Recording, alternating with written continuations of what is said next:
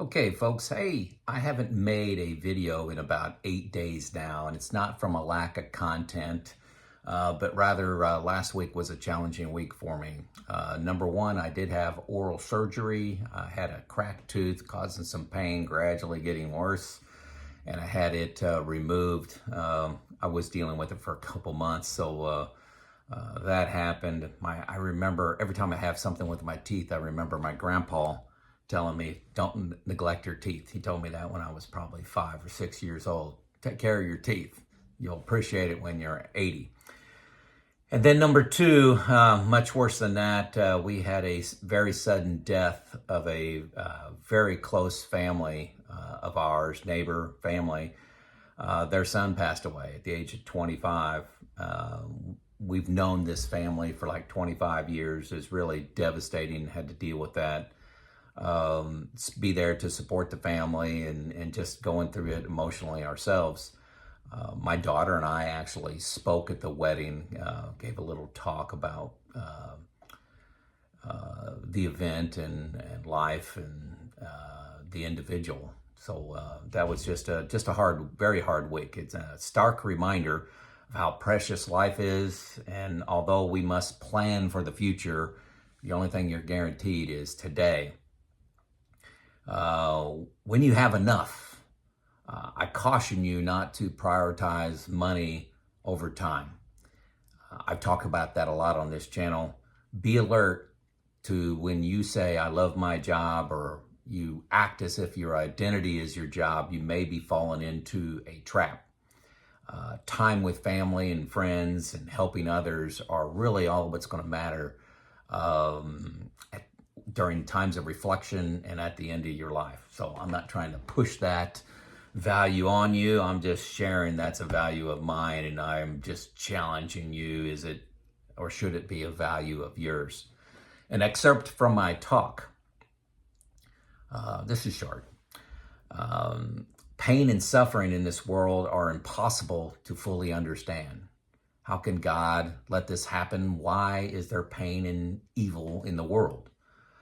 I like to think that at least partially it gives us the opportunity to help each other, to step up, to show up, to lean in, and make life just a little bit better for someone. So it's the end of the year. Coupled with this last week's events, I thought it was a great time to reflect on gratitude. What am I thankful for? And I have 10. Wait for number 10. I think you're going to find it quite unusual as far as a list of gratitudes. You know, number one, I have a wife of 34 years, pushing 35, 4 amazing kids. 2 are married and 2 are in serious relationships. All are delightful, inspiring partners. So we couldn't be happier with how the family is continuing to grow. Number 2, all these people are healthy. You know, that's a big one.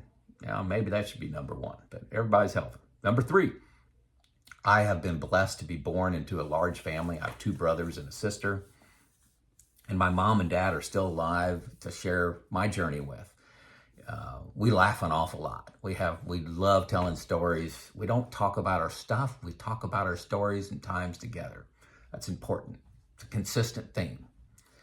Number 4, I was raised in values, faith, and moderation. I believe I've sold these traits into my children. No doubt moderation was a key enabler to my early retirement. And why most of you are tuning in here.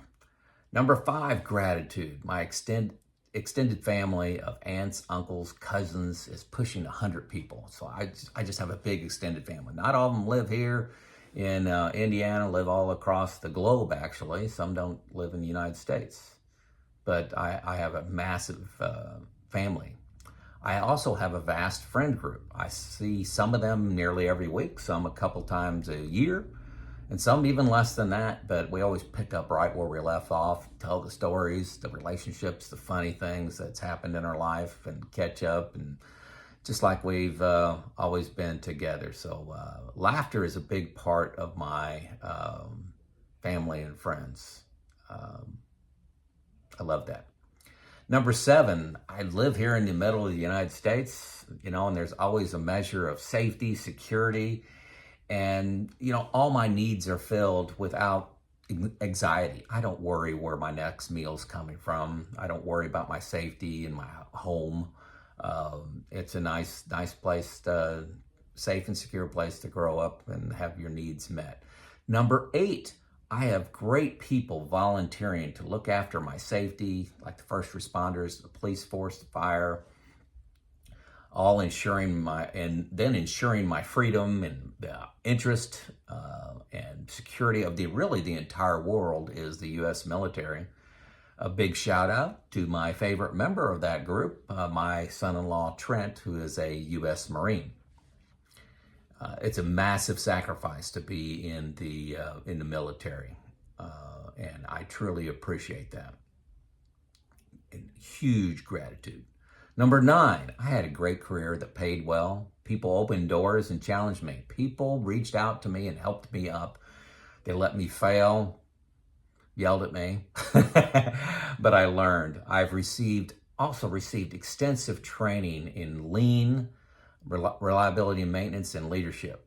Really, seriously, years of training. I knew I was getting good training, but I didn't realize I was getting amazing, rare training with the company I worked for called Alcoa. Just when I talk to you, I'm just amazed at the opportunities that were put in front of me. Amazing. So, number 10, what's the surprise? Hey, while I do not know where it came from, I've always had the courage to take risks, to relentlessly try to improve. Every day I woke up, how do I make that better? How do I make that better? And without being reckless, to accept failure as a lesson learned, not an indictment. That I find is quite rare. I'm okay failing as long as I learn something. I don't take it personally and say, that's never going to happen again, and don't take any risk. I've always done it, and it's paid off. Any successful business person, successful friend, by whatever standards you have, or measures for that success, it doesn't have to be money, could be the biggest group of friends, that all starts with taking risks. And I understand this now to be pretty rare, that failure's okay with me. I believe it's been critical to my success on several fronts. So, I don't know, I just wanted to share that one. My wife says I'm special, and she uses air quotes around me being special, but accepting failure is such a important characteristic to